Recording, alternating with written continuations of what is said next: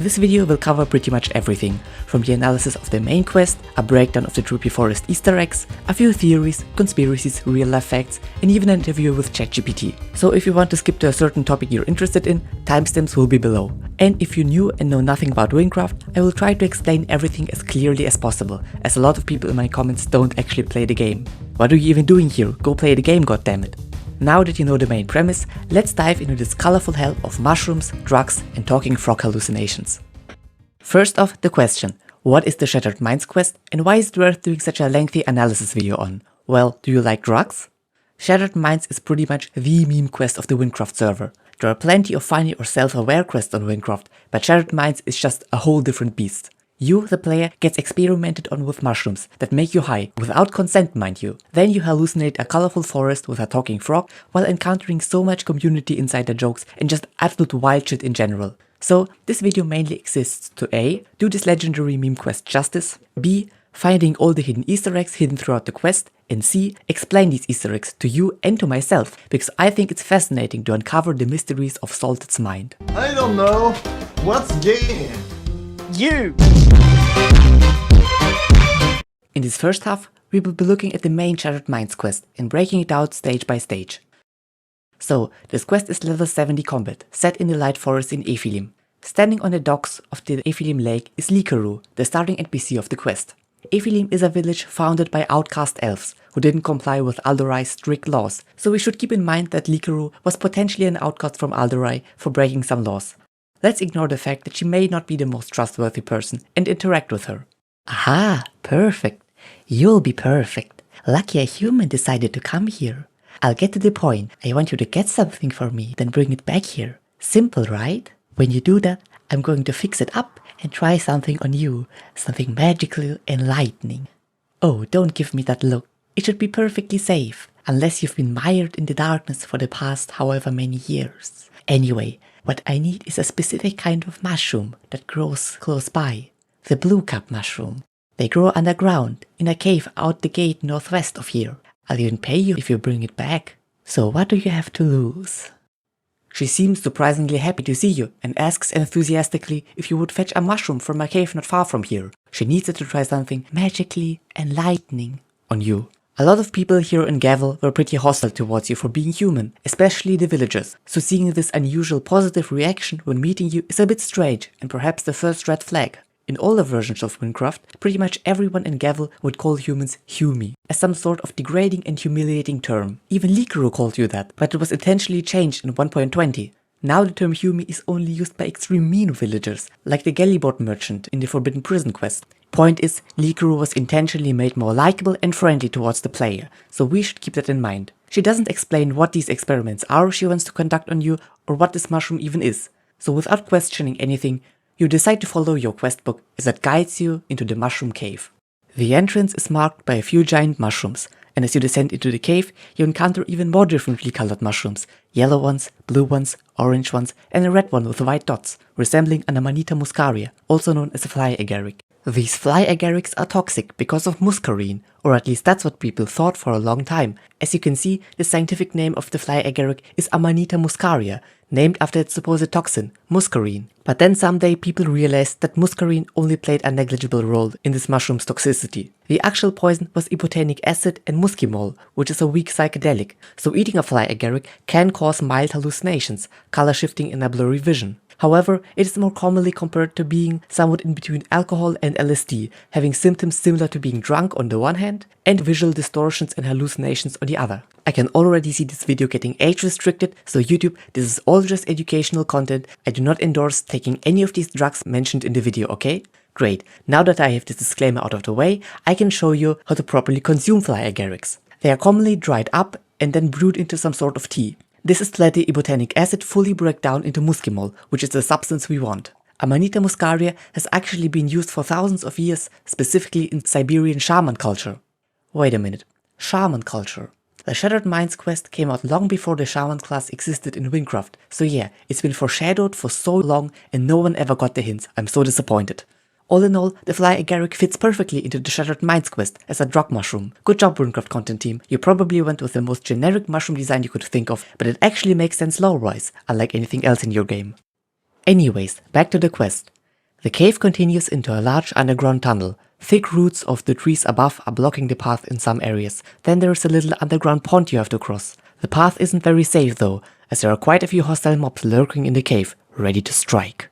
For example, there are little shroom mites scurrying around the floor, which don't exist in real life, but fun fact, if you search for shroom mites on the internet, the search results will all be about Terraria shroomite bars. So I don't know if you should try to connect Shattered Minds to Terraria in some way. Maybe there's some hidden Easter egg going on there, but maybe I'm just being stupid and searching for connections on every single detail is just dumb. Speaking of mites, mites in real life are arachnids, not insects, with most mite species being parasitic. The most well-known example is the tick, a mite that lurks in high grass and lives by sucking blood of animals and humans. Ticks are also known for carrying viruses and bacteria that can cause serious diseases, so they can be pretty dangerous little assholes. Another common mite is the dust mite. A lot of people, including me, have an allergic reaction to dust. This reaction is caused by the dust mite's shit. I looked it up, but I haven't found anything about mites infecting mushrooms. It's often the other way around, so the term shroom mite in-game may be biologically incorrect, but maybe the name just refers to these mites living near mushrooms in their natural habitat. Since these shroom mites don't eat the mushrooms, they obviously need something else to survive down here, so they probably sense the player and think of them as a nice meal. That's why they're hostile towards you, they sensed your blood and they want it. However, there is another human-like creature in the caves that the shroom mites probably would want to eat. The stupored man. The word stupor describes someone in a state of reduced consciousness or sensibility, so this mob once again fits perfectly to the drug cave. The stupored man appears to be a villager with greenish skin and rugged clothes, an old hat on its head and holding what appears to be a sample of the blue mushroom. I think this will be important later. When first reading the name, I thought there was a hidden spore pun in the name Stuport, but it was like midnight and I was tired AF and I probably imagined it. Something that always bothered me about this cave is how many of these stupored men live down here.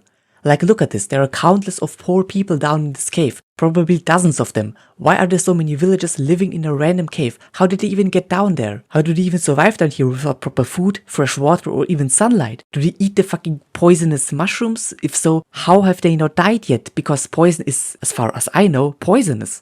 This may seem like a typical Wynncraft lore problem, but in a dark turn of events, Likero might be actually responsible for this.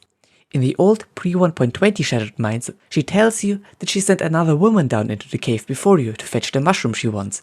This woman, named Dom, was a villager, just like the stupored man, and we see Dom being disoriented and unable to get out of the cave, just like the stupored men. It is a bit hard to believe that tens of villagers just randomly fell down into this mushroom cave and never came back. No, Likero specifically tells people to go into this cave.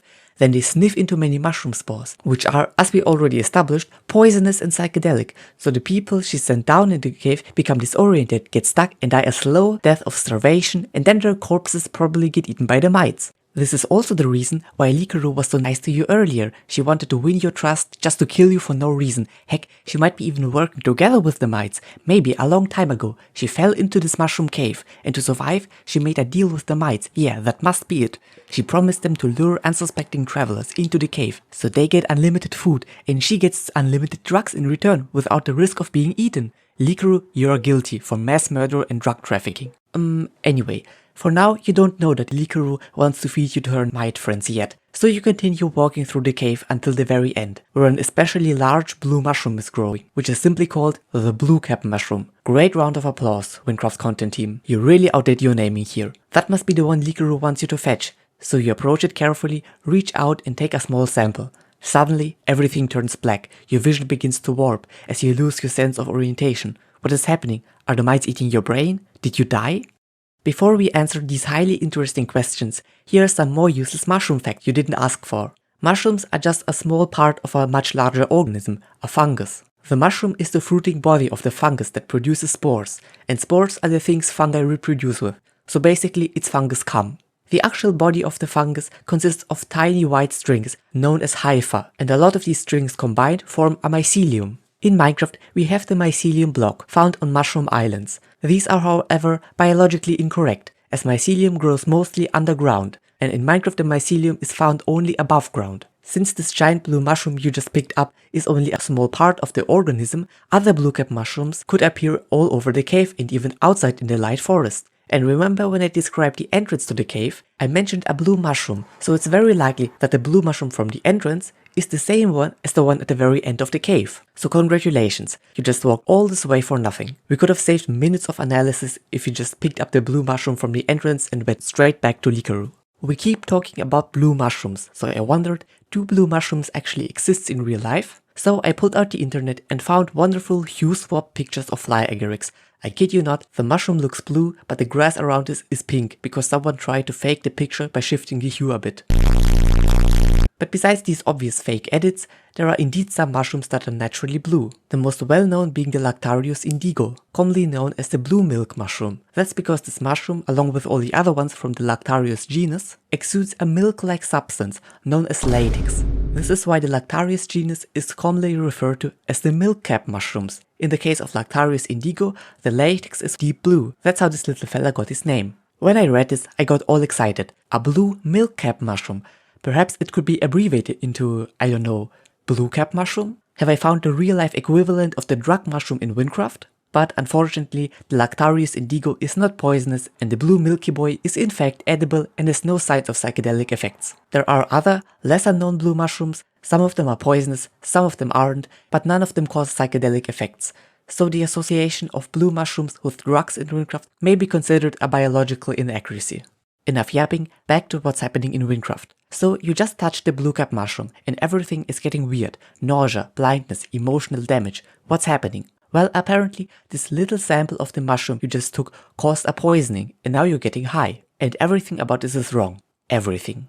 First off, mushroom poisoning doesn't happen through touch. You always have to consume it in some way. So if Karens tell you not to touch mushrooms you don't know, well, they are wrong. You can't be poisoned just by touching it. You really need to lick your fingers and smear this mushroom juice all over you to get some effects. If your skin turns red and begins itching, that's most likely an allergy, not the poison.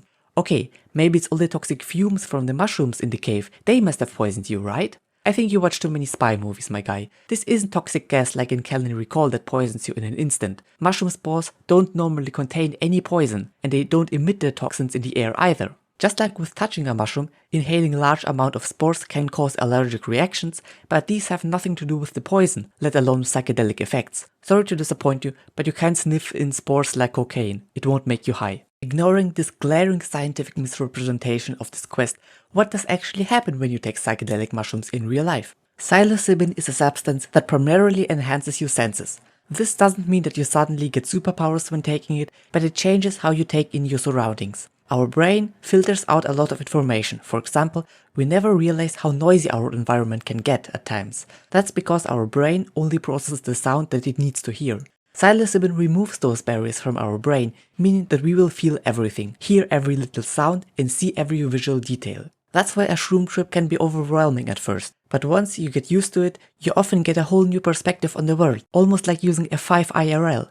But it's not only the outside world that will appear sharper, our brain also filters out a lot of emotions and feelings, often those that we don't want to think about. On the one hand, this can be used for treating depression when used in a controlled environment and with a therapist. But on the other hand, a mushroom can show us a side of us we never wanted to see or maybe even didn't knew about. This can lead to a so-called bad trip, where past traumas and secret fears may arise, creating a horrible experience that can emotionally harm us long term. This bad trip is pretty much the only risk when taking mushrooms, so if you ever wanted to take psilocybin, make sure you have yourself and your emotions under control.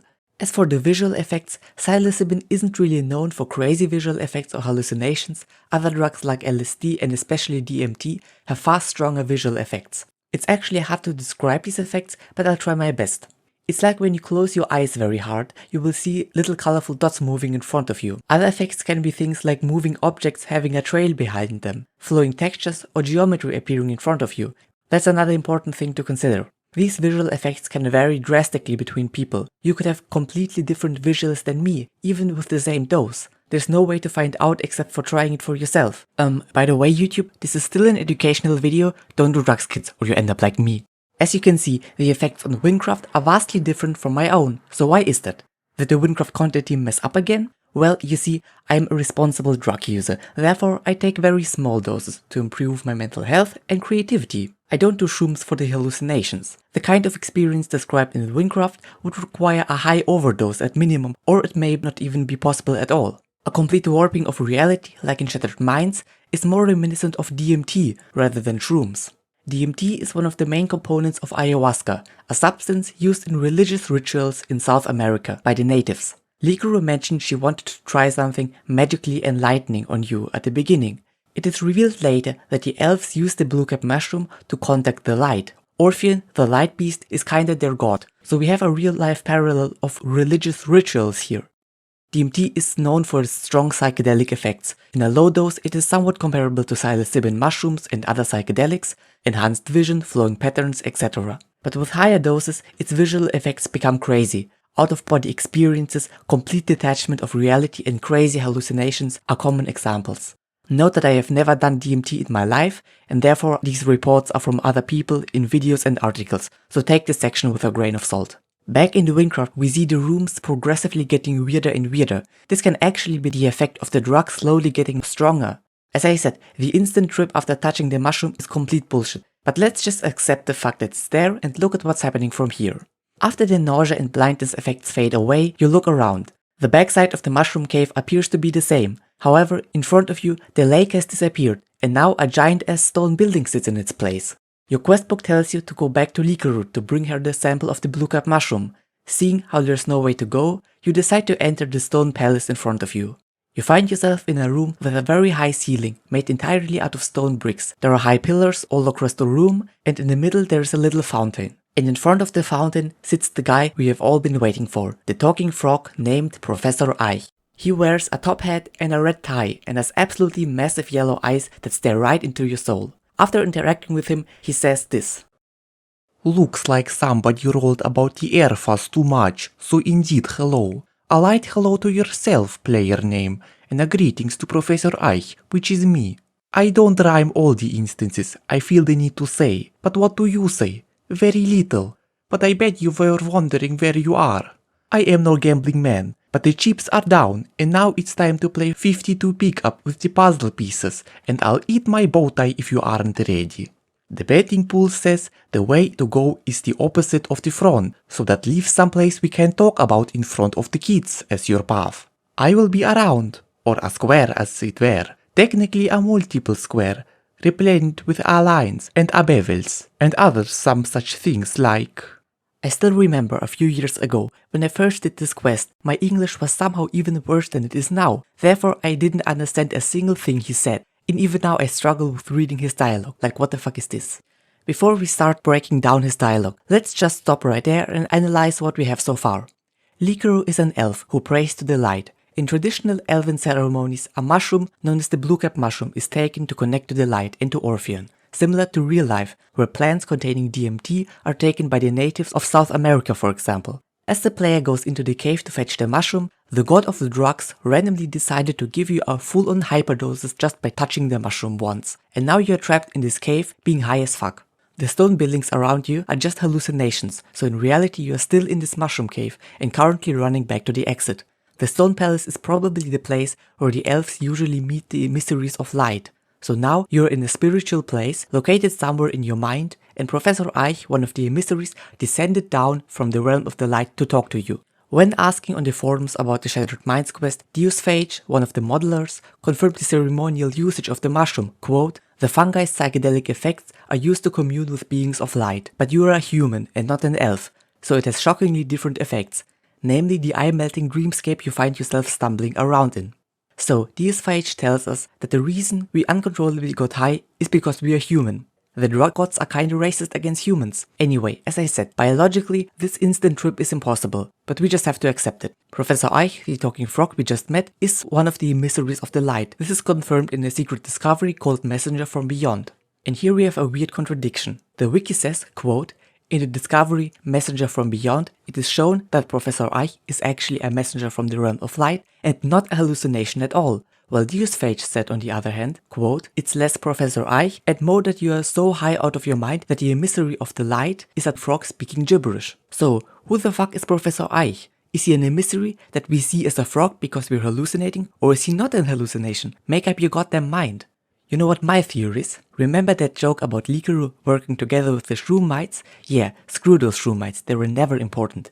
I actually used an advanced technique there called lying. There was a third mob in the mushroom cave I didn't mention on purpose, the Spore Shooter.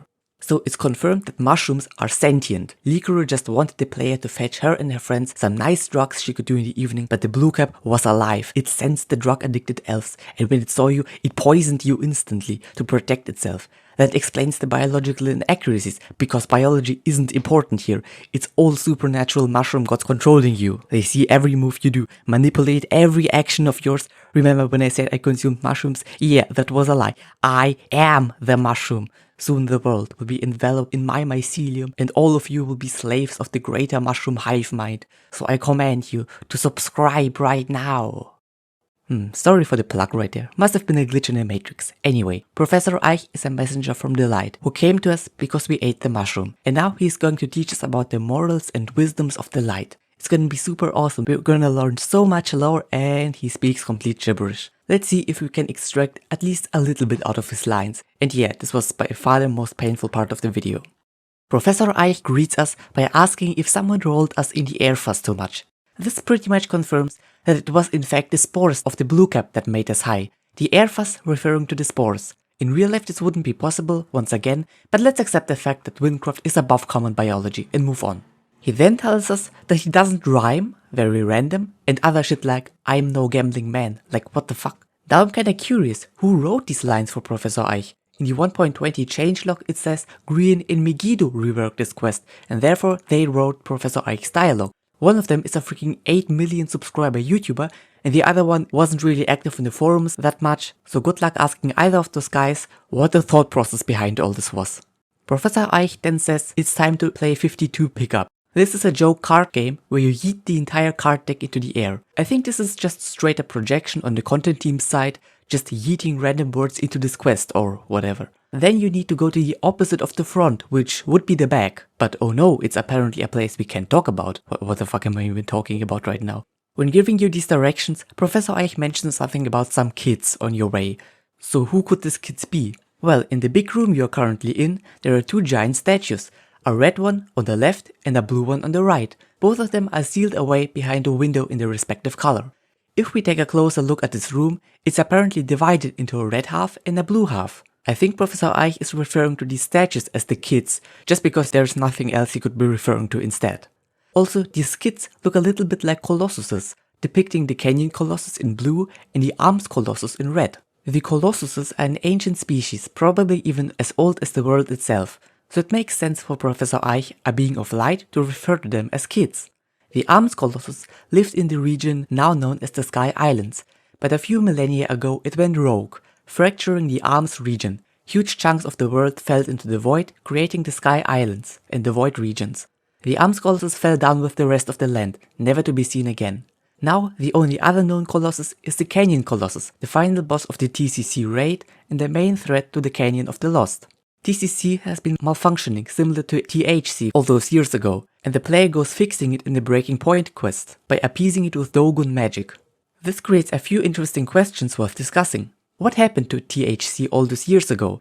This is pure guessing, but another event that occurred thousands of years ago was the first invasion of the darkness into the Silent Expanse. If this invasion caused THC to go rogue, maybe it's the dark parasite in Gavel that somehow affects TCC. It's mentioned in the secret discovery The Great Barrier, how TCC protects the entire Canyon region from the decay. Perhaps this constant fight to keep the parasite out has caused the malfunction.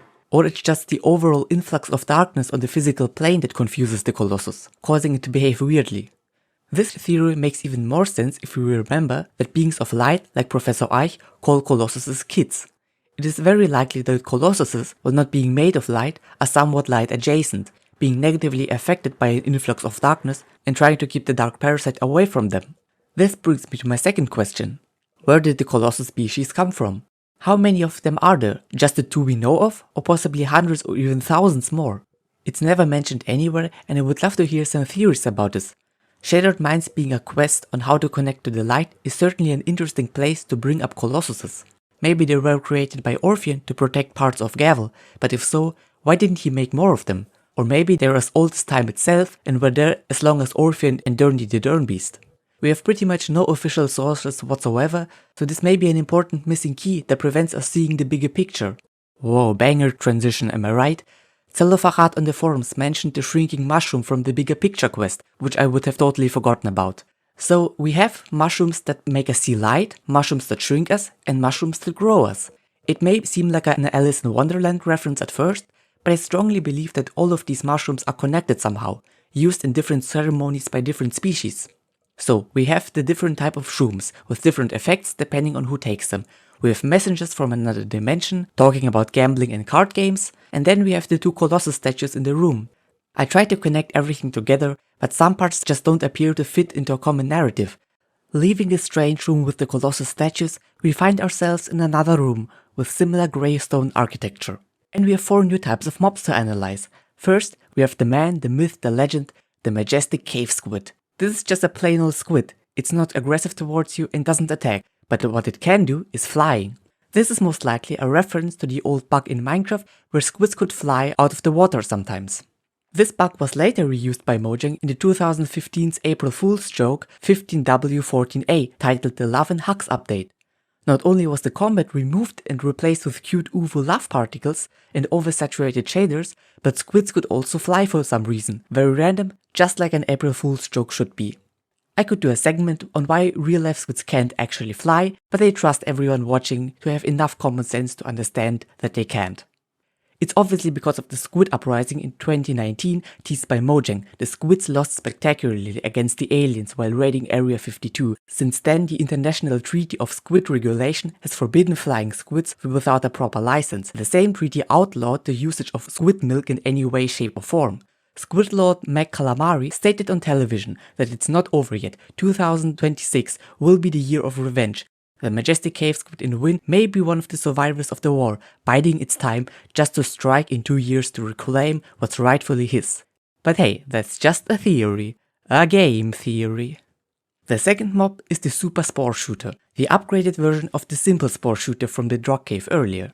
Having more health, being bigger and shooting more projectiles. This may be the blue cap mushroom protecting itself. The little spore shooters at the beginning cave were just preemptive defensive mechanisms, but this upgraded spore shooter is only used when the mushroom thinks it's in real danger. So yeah, I think that these mobs are part of the blue cap mushroom, as we discussed. The fungus organism spreads through the whole cave, using the spore shooters to protect its fruiting body from drug addicted assholes who want to eat it and get high.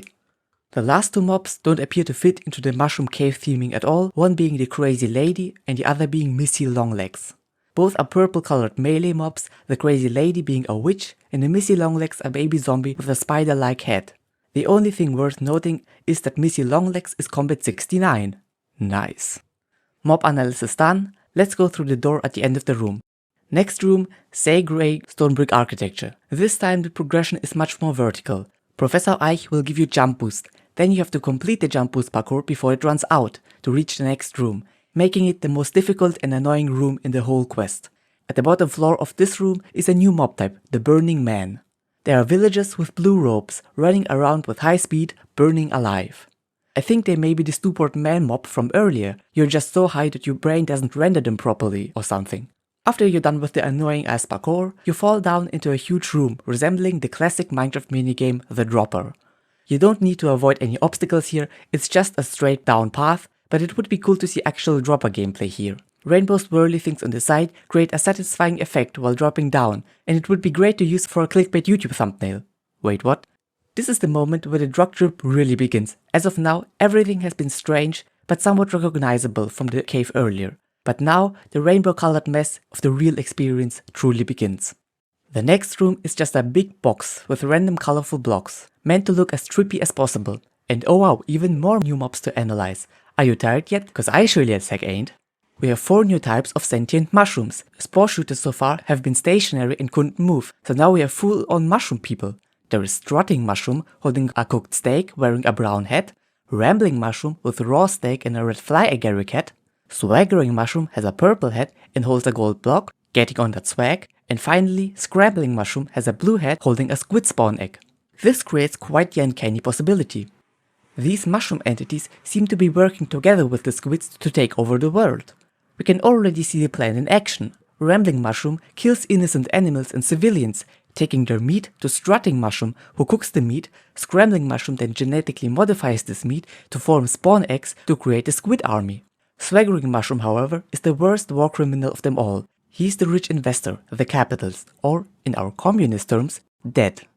The blue cap mushroom is the brood mother, creating hundreds of shroom minions to carry out its will. So, we already have the business pipeline laid out. Now the only question, why do they want to take over the world, and how could we stop them? Remember when I said I was totally lost and couldn't combine all the lores into a common narrative? Well, I finally figured it out. The blue cap mushroom was originally a gift from Orpheon to the elves, but the blue cap mushroom was alive and sentient, and having pieces of you ripped out and consumed as drugs isn't a very fun way of existing. So the mushroom reached out to the Durn Beast, hoping it could liberate the blue cap from its eternal suffering. So they came up with a plan. On the surface, the blue cap works as usual.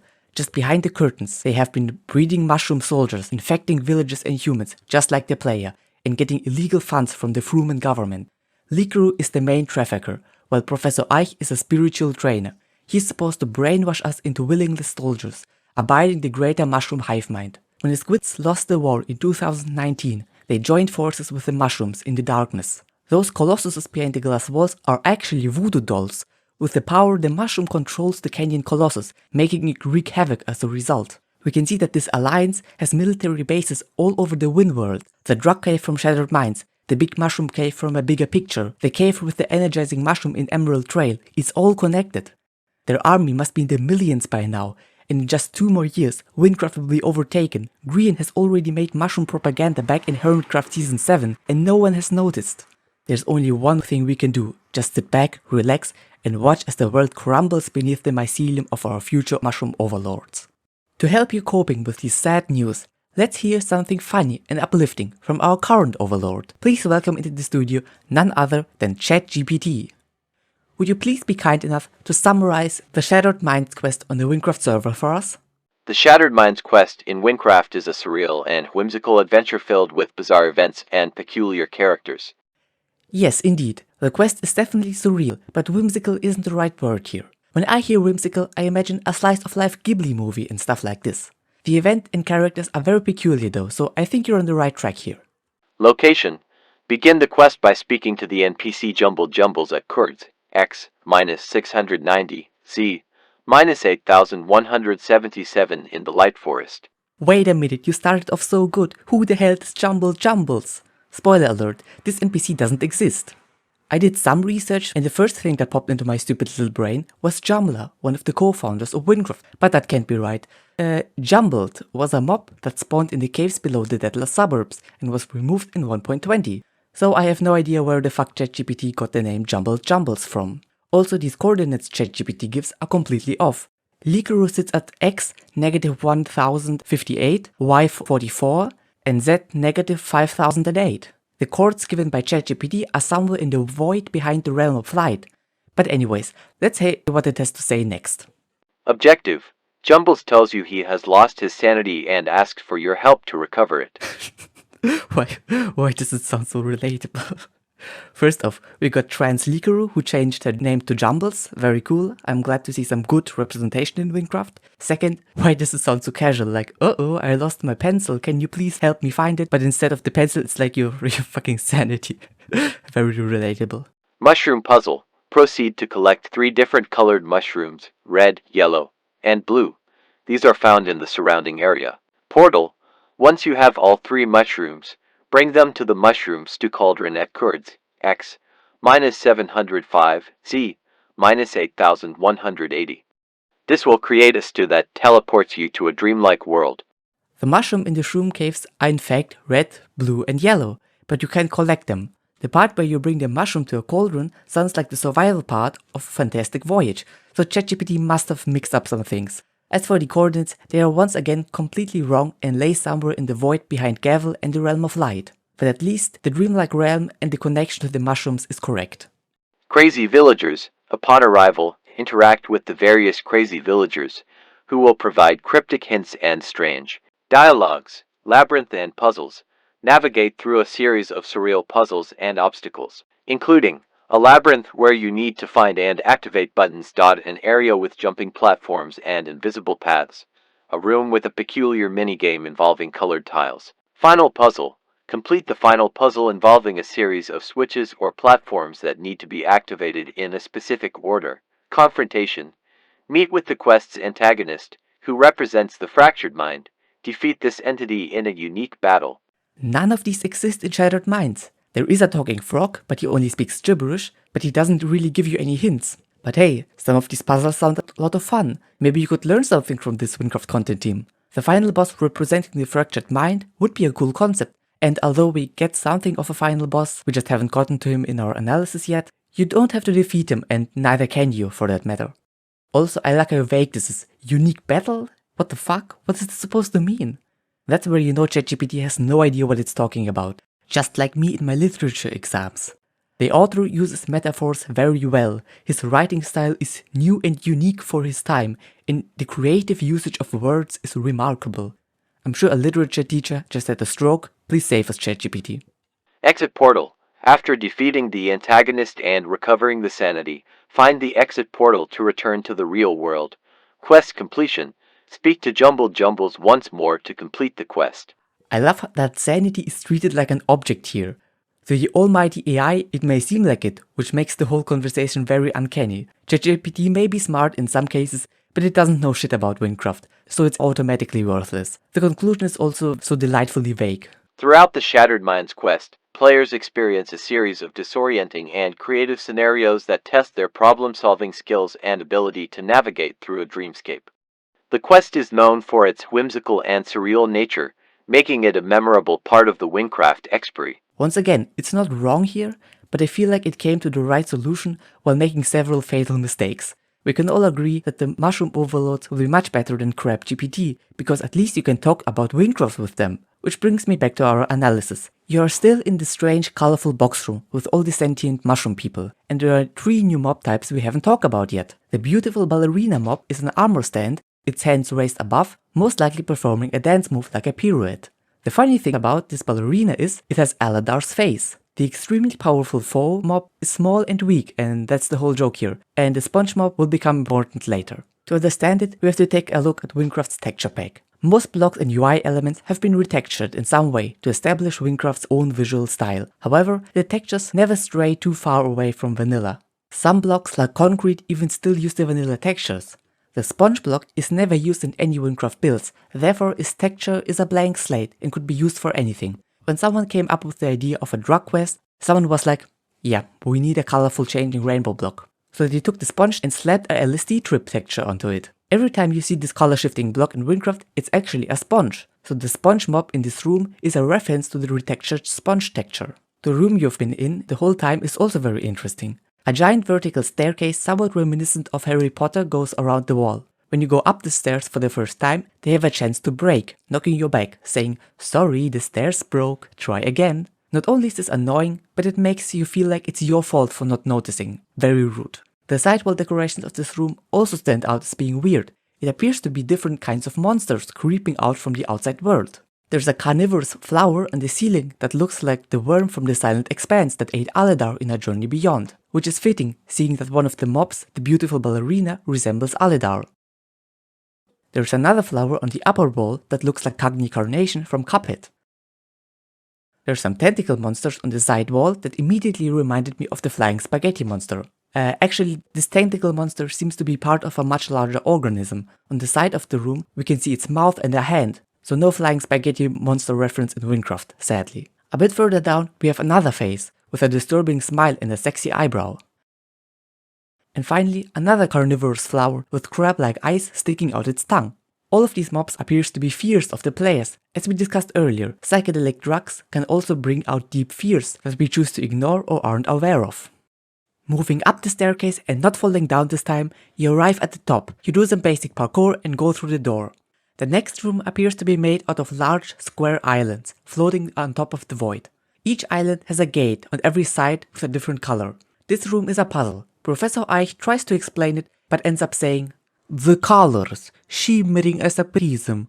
Oh, no one likes those things. The writing is on the wall, but the window marks it for a pocket change. The inhumanity. You use your eyes as ears, and hear what I shall write. The cockpit is missing ground control, and the cornfields all look the same in endless rows. So I, Esquire Professor PhD, will provide the coordinates in helpful, non-literal fashion, and one's joystick shall lead the holder to bliss. At one's boots, the colors paint themselves towards an orientation. Above one's head, the lights match and fling you the same. I'm all out of airplane food, but my goal is more than peanuts. It's progress, just opposite your position. Fly well. That's certainly not helpful, however, the solution is quite simple. Just go through the gates marked with green glass, and after a couple of gates, you'll end up on the other side of the room, where a hole opens to progress. Next room, what could it be? Another puzzle? Or a parkour room? Well, now we have arrived at the peak of the Shattered Minds quest, the one and only Trippy Forest. Every weird room until now was the player trying to get out of the mushroom cave, and now we finally got out. The Trippy Forest is a recreation of the Light Forest and Efilim, meant to look and feel as surreal as possible. First off, the trees are made out of rainbow wood and with color shifting sponge blocks as their leaves. The ground is made out of hay bales, prismarine and snow blocks. The mountains are an absolute mess of gold blocks, polished granite, sponges and much more. It's honestly painful to look at. It's worth noting that the Trippy Forest uses the pre-1.20 Light Forest in Efilim as a base, so it's not a one-to-one parallel anymore. The most interesting thing, however, are all the random objects placed throughout the forest, and of course, we gotta analyze them all. You spawn on a platform surrounded by 4 giant statues. Each of these statues represent a class in Wynncraft. The mage has a wand, the assassin a dagger, the warrior has a spear, and the archer obviously a bow. Shaman is missing because it was added in 1.19. The quest, however, is much older than this, added in 1.14 Gavel expansion. This means that when the Shattered Minds quest was reworked on 1.20, no one bothered updating the Trippy Forest properly. But wait, it was actually updated. There used to be a giant cake right here, with Naked Green drinking beer on top of it. But it was removed for some reason and replaced with the Colossal Rat from the Misadventure on the Sea quest. I mean, Colossal Rat is pretty awesome, but come on, we can all agree that Naked Green is much better than a stupid rat. Oh god, it has a butthole. Right next to the rat in the mountains is a small little house with an NPC named Steve. He says, "I hope you have got a notepad with you. If you want me to teach you the ways of the master, you'll need to write a lot down." Maybe he's referencing something, maybe not, I couldn't find anything. On the table below, we can find a troll face, which is only there since 1.20. Interesting. In the south, we can find a Pikachu wearing a hat and a bow tie, similar to Professor Eich. Maybe Pikachu is another emissary of the light as well. In front of him is an NPC named Earth, an anagram of Red, the protagonist of Pokemon Red Blue. He says, "It doesn't matter if we are on a 20-match losing streak, we'll never give up." Another Pokemon reference. It is worth noting that Pikachu is built incorrectly here. There is a meme about the Mandela effect, that no one seems to remember if Pikachu has a black stripe on the end of his tail or not. Wynncraft depicts him with a stripe, while he never truly had a stripe to begin with. I'm reporting you to the FBI, this game is unplayable. Not far from the Pikachu, we have the legendary tier 6 loot chest. This chest is locked and cannot be opened, but there are some funny requirements that allegedly opens it. References to old features like complete Lord of the Clock 2, an old removed quest, or something more recent like recover 0 out of 1 soul points, which were removed as of time of writing 2 days ago in the 2.1 Rekindled World update. Permanently kill every mob in the game is an Undertale genocide route reference. Reach level 106 without killing any mob refers to Undertale's pacifist route. Place 0 out of 5 wool on the monument is a Monumenta reference, a Minecraft CTM server with RPG elements like Wynncraft that you should totally check out if you haven't. There are so many other references here, going over all of them would be quite boring, but my favorites are the Rickroll reference, Cow reference, Going Outside, Getting Therapy, Alt F4, Mr. Beast, and Feeding Your Cat.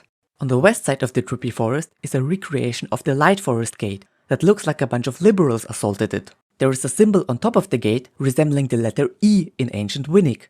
The people of Gavel never spoke Ancient Winnic, so maybe it's a random design element that doesn't mean anything, but it's funny that it's there.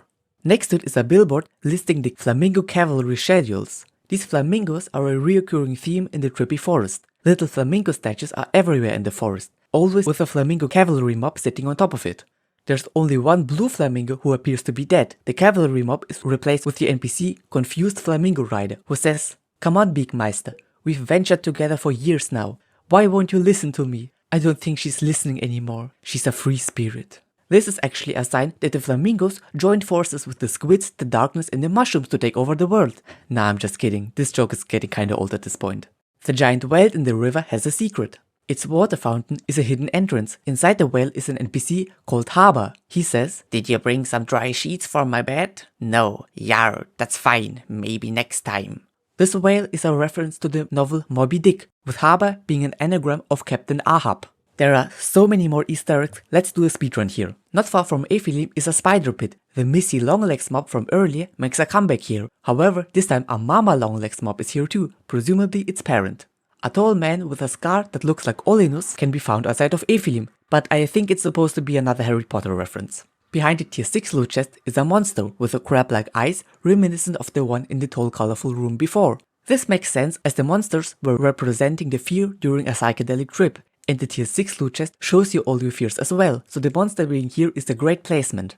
A bit further north of the gate with the flamingos is a thin black snake creature with 2 weird looking legs.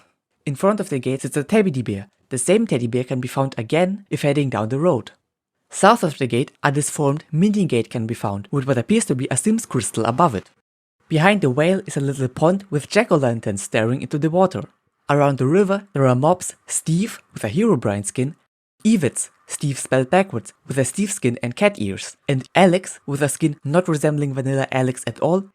The inhabitants of Efilim have been swapped out with really ugly guy and super pretty guy. The wiki is outdated on the health of these two mobs, really ugly guy having 165k health as opposed to 30k, super pretty guy has not 200k but 220k. This is obviously excusable as 2.0 just released a few years ago. On top of the hill is a small house with lots of bookshelves. The talking mushroom has a special dialogue for this house. "Oi, why are you taking me all the way out here? My cousin lives here. I hate him. He's such a weirdo. All lime green and meowing. Keep me away from that guy." This confirms that all the mushrooms in Wynncraft in the Wynncraft world are somehow connected. Since mushrooms can't have cousin, shocked I know, it's most likely another connection they have, presumably spiritual.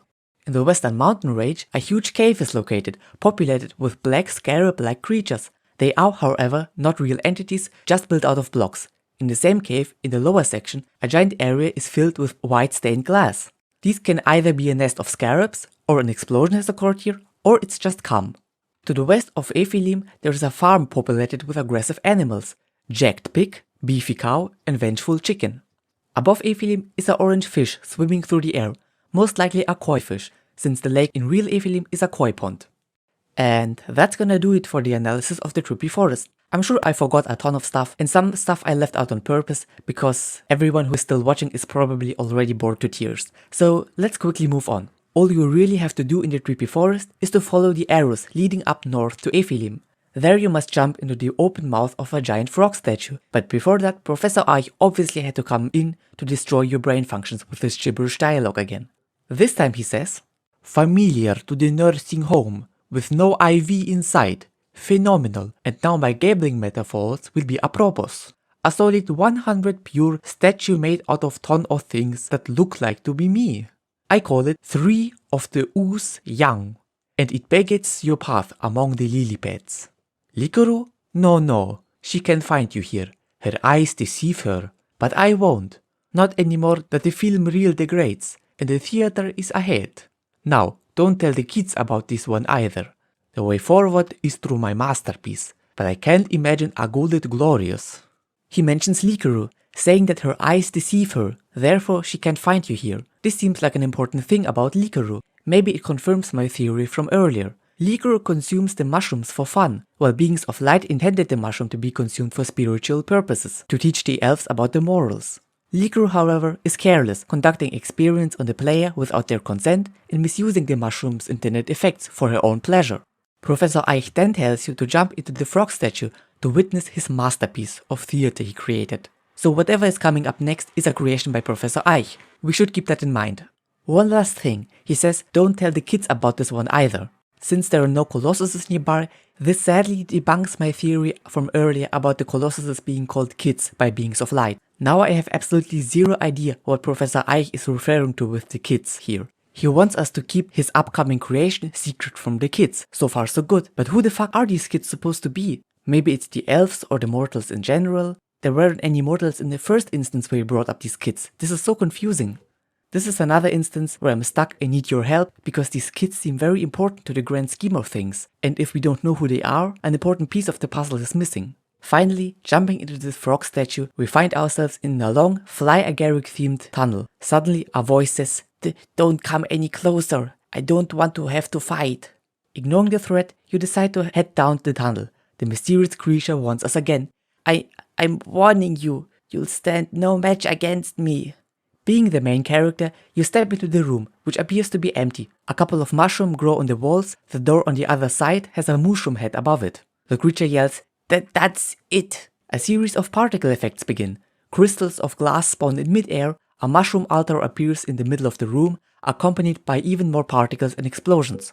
After a while, the mushroom altar retreats back into the ground, but now a series of explosions come down from the ceiling, spreading out in the whole room. You appear to be trapped in this room. An explosion hits you, setting you to very low health, and with one final explosion, the final boss of the Shattered Minds quest arrives.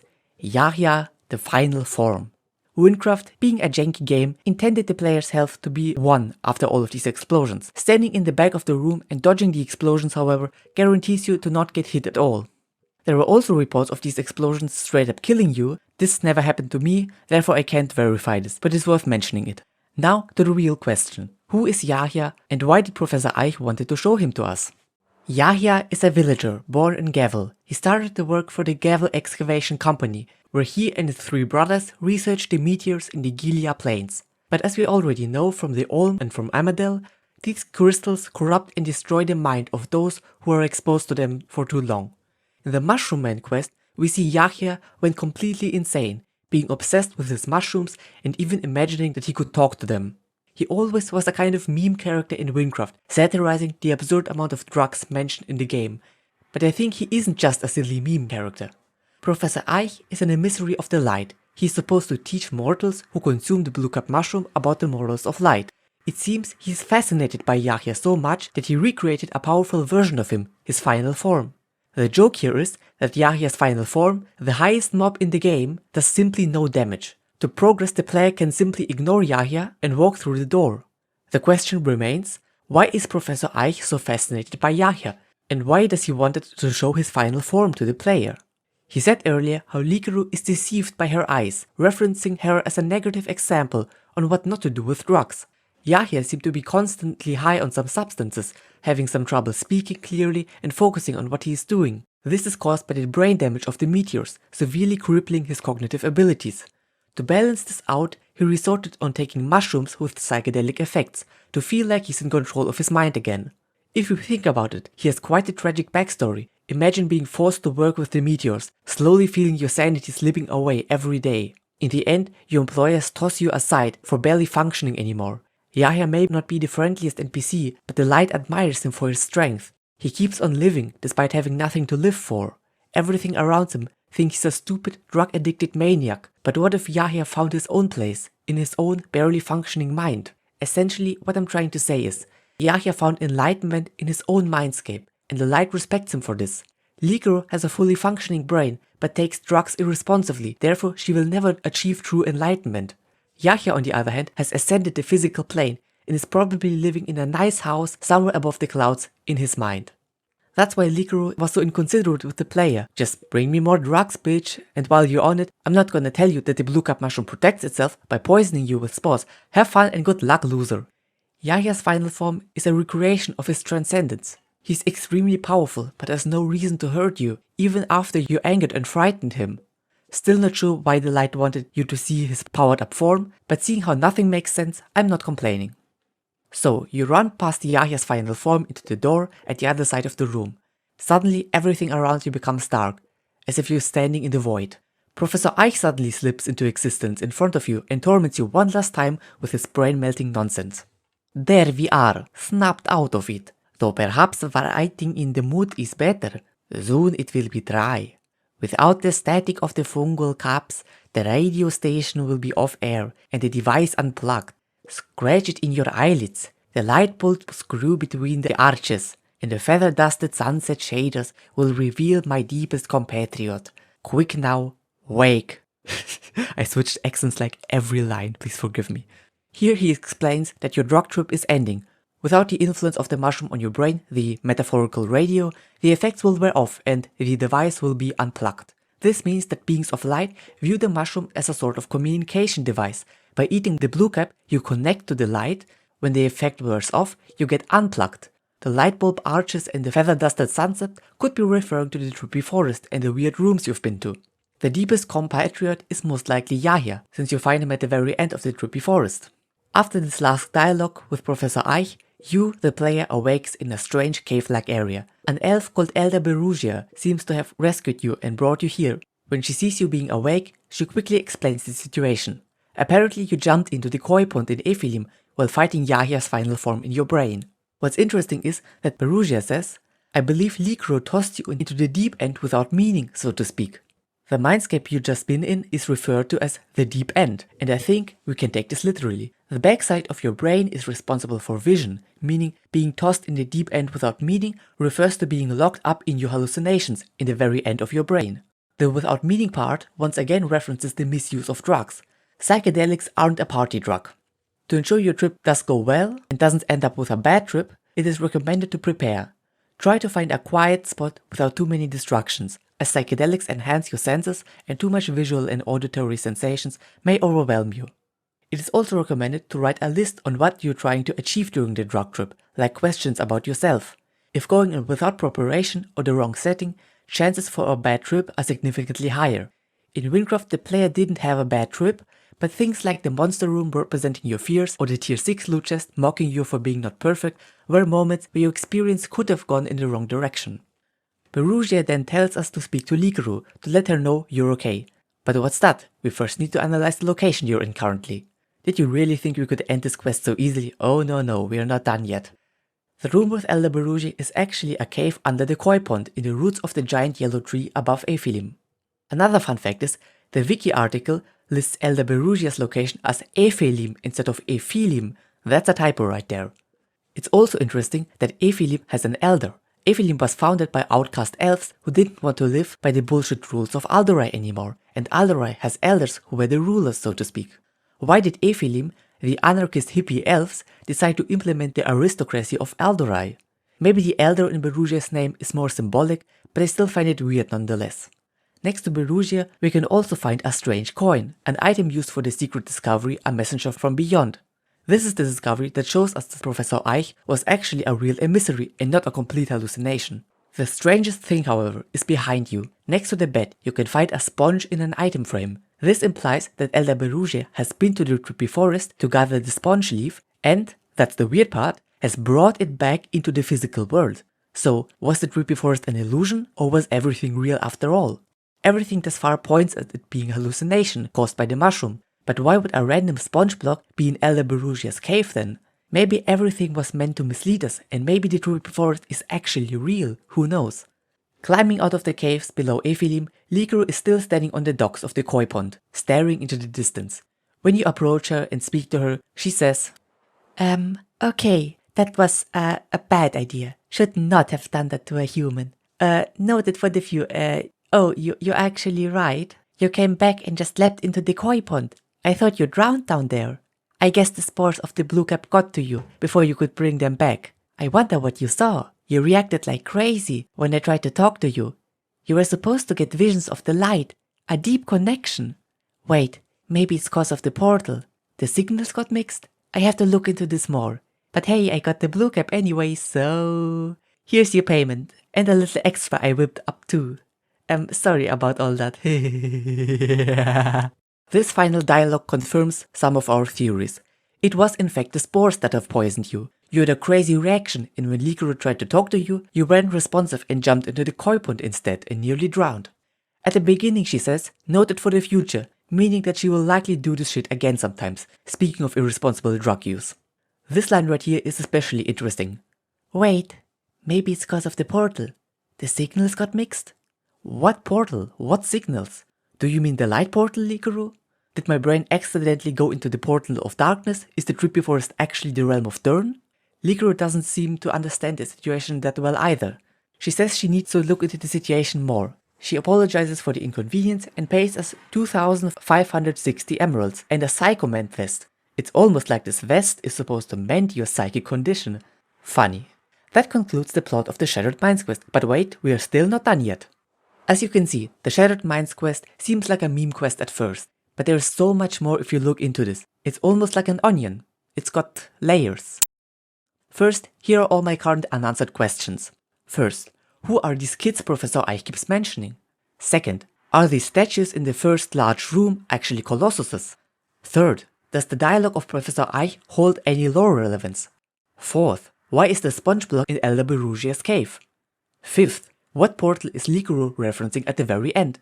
And sixth, why does the light want to show us Yahya in his final form? These are all the questions I'll pass on to you. I will keep trying to reach out to the Wynncraft content team members involved in this quest, but until we get official information, we shouldn't stop building theories of our own. This is why I present to you my own headcanon of the Shattered Minds quest, without any stupid jokes and world-dominating mushrooms. A few centuries ago, the elves have discovered a mysterious mushroom they called the blue cap. It was very abundant in the lush forests of Gavel, and all it took was a small bite to see strange vision of supernatural beings descending down from the heavens, showing you wonders beyond your imagination. The elves viewed the blue cap as a gift from Orpheon, the light beast. But one day everything changed, when the Fire Nation attacked. The elders of Aldurai had opened the portal of light, disrupting the balance of the physical plane. The sudden influx of light caused Sternly the Durnbeast to send a parasite over to Gavel, in order to balance out light and dark again. This parasite, however, grew stronger, bringing the decay into the land. The blue cap mushroom, just like every other magical mushroom, almost vanished, only being found in remote and hard to access caves, hidden from the decay. The mushroom started building defenses. Being semi-sentient, it sensed the impending doom. The spore shooters were little fruiting bodies, positioned all around the cave. Their main job was not reproduction, but shooting poisonous spores at everything that shouldn't be there. A young elf named Likuru, fascinated by different kinds of mushrooms and drugs, heard rumors about the ancient blue cap that was able to show her beings of light. She had tried many different drugs before, caned abyss, shrinking mushrooms, but truly seeing the light was something unheard of for her. But she quickly realized the blue cap wanted to stay alone, so she sent countless of volunteers down the cave. No one have returned. That's until she saw a human soldier. Humans are very different than villagers. They will survive for sure, she thought. This human, that's you, went down into the cave like all the previous villagers. Whereas a villager would become disoriented and get stuck in the cave, the poison was very different for humans. The light still tries to reach you, but it ends up warping your entire reality, trapping you in your own brain. On the one hand, there is the light that sends Professor Eich to show you the morals of light, and on the other hand, the blue cap mushroom tries to take over your brain and drowning you in the koi pond in Efilim. You only survived because Elder Berugia rescued you. The blue cap psychedelic effects when eating it and the spore poisoning are quite different.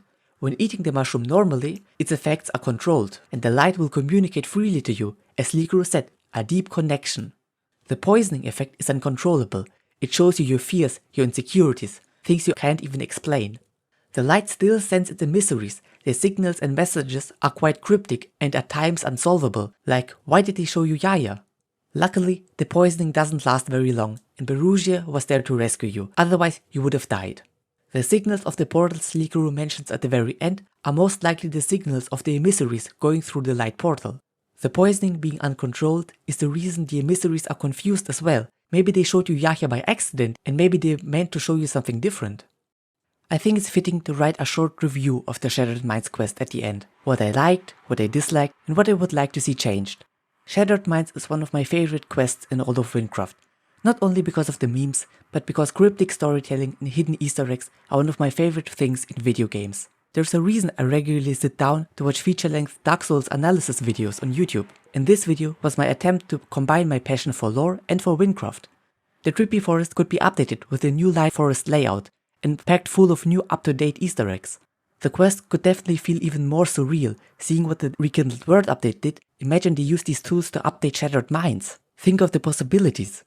If you can learn one thing from the Shattered Minds quest is, you don't have to be so self-serious about the lore. Even a dark storyline like in Wynncraft can use some levity from time to time. The Realm of Light questline feels very forced at times, with very unlikable characters, so seeing another quest not take this storyline too serious was a pleasant surprise. I personally learned that if you set a joke like God on your videos, you have to ensure that it's not broken by accident, so 10,000 likes and I'll make another 1 hour analysis on a random Wynncraft quest. So good luck.